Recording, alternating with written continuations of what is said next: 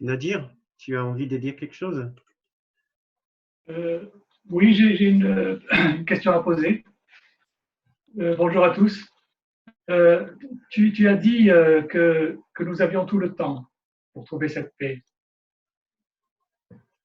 C'est bien ça? Oui, oui, tout à fait. Moi, j'ai plutôt un sentiment d'urgence. Et c'est vrai que le sentiment d'urgence peut être très stressant. Euh, le fait, quand je dis que nous avons tout notre temps, ça ne veut pas dire que nous voulons prendre tout notre temps. Euh, nous avons tout notre temps. C'est simplement une façon de dire qu'il n'y a aucune exigence qui vient de l'extérieur. Il n'y a aucun jugement si nous ne trouvons pas cette paix intérieure, cette sanctuaire intérieure. Ce n'est certainement pas pour dire que peut-être nous ne sommes pas pressés. Euh, En même temps, le fait d'être aussi pressé risque, risque de ne pas aider la situation. Euh, donc, je dirais que ça serait peut-être plus bénéfique simplement de t'asseoir avec ton envie tellement forte de retrouver cette paix intérieure et d'essayer de t'accompagner dans ton besoin. C'est-à-dire déjà trouver la bienveillance et la paix par rapport à ton besoin. C'est-à-dire trouver le moyen de diviser ton attention entre deux parties. La partie qui est en désarroi, qui a peur et qui est dans cette expérience, et l'autre partie qui est capable d'observer le nadir dans tout au long du jus de son expérience. La partie de Nadir qui est dans l'expérience et la partie de Nadir qui veut accompagner Nadir dans son expérience. C'est-à-dire, on ne peut pas immédiatement changer cette expérience de peur en paix. On doit passer par une étape intermédiaire où on s'accompagne dans notre expérience de désarroi. On s'assoit avec un guide intérieur ou avec notre grand frère ou avec notre propre grande soi, si c'est plus facile de le concevoir comme ça. Il y a une partie de nous qui sait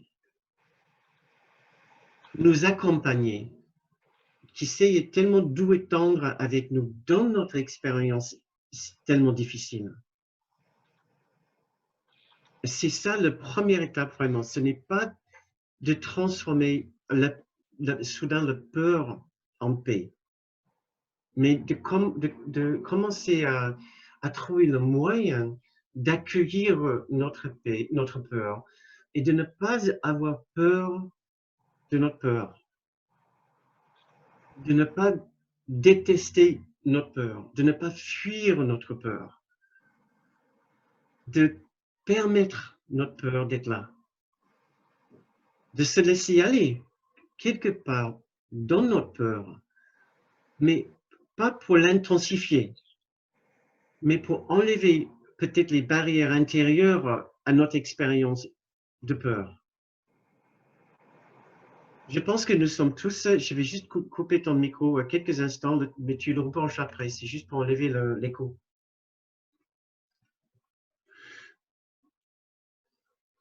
Je pense que nous sommes très nombreux à ressentir la peur maintenant. Et si ce n'est pas maintenant, ça risque d'être plus tard. Et un cours miracle ne nous demande pas d'effacer la peur simplement parce que la paix, c'est la réalité. Ça sera fait une confusion de niveau ou sauter les étapes, comme Kenneth Wapnick il avait l'habitude de dire. On doit progresser étape par étape. Si au ciel, il n'y a aucune raison d'avoir peur, cela ne veut pas dire ici sur Terre, pour l'instant, que je ne trouve pas de très bonnes raisons d'avoir peur. Des étapes intermédiaires consistent à apprendre un moyen d'être avec notre peur et nos sentiments en désarroi. C'est là où nous sommes peut-être aujourd'hui, et pas chercher les grandes solutions, les grandes théories pour tout transformer d'un coup. Mais de juste utiliser cette magnifique philosophie pour apprendre que derrière les mots, derrière les 1200 pages, il y a l'existence d'une présence, d'une vie réelle qui n'est pas une vie ici sur Terre.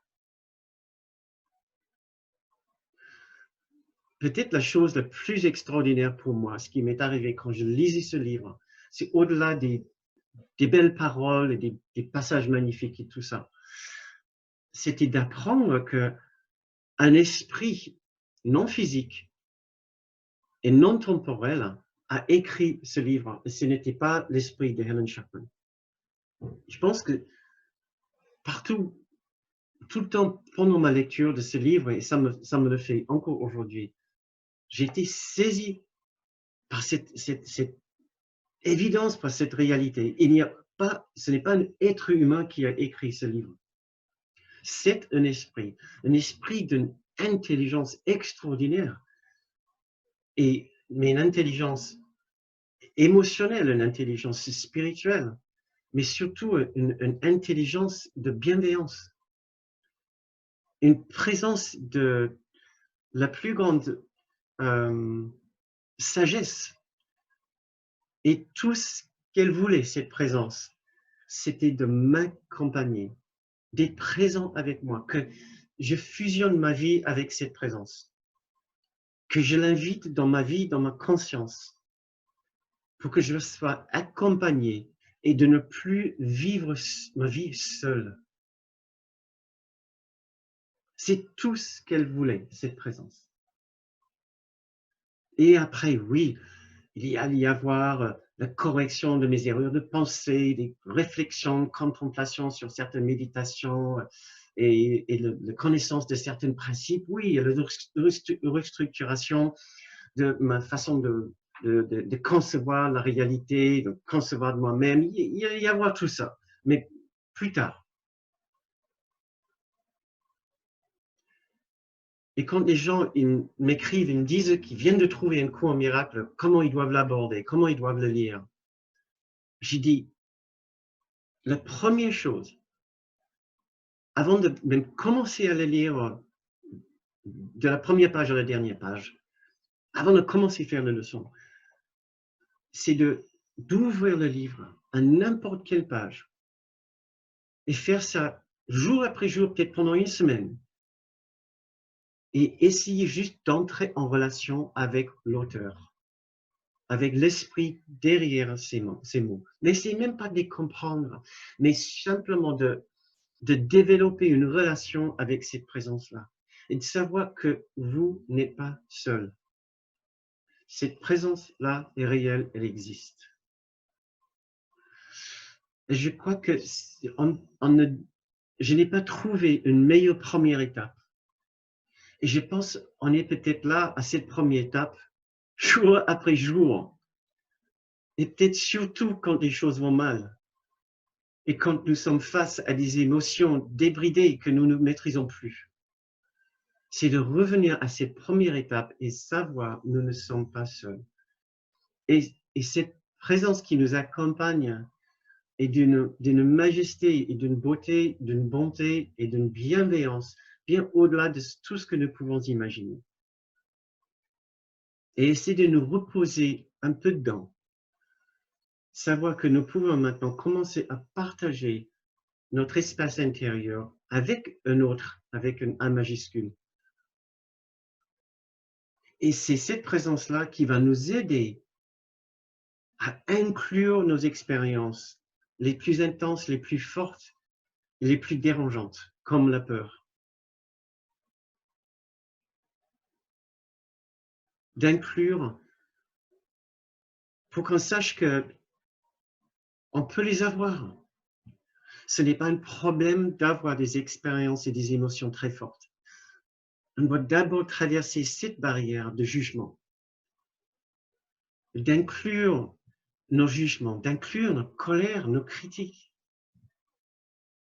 inclure notre haine. Nous pouvons tomber dans la haine intense, une furie, une rage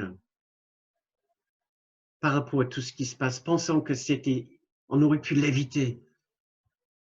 On aurait pu éviter cette crise sanitaire. On aurait pu faire différemment. On peut même connaître ce genre de colère et de rage par rapport à notre gestion de l'économie mondiale et l'environnement. Je sais qu'il y a des gens qui peuvent ressentir une colère, une furie par rapport à notre mauvaise gestion de la planète.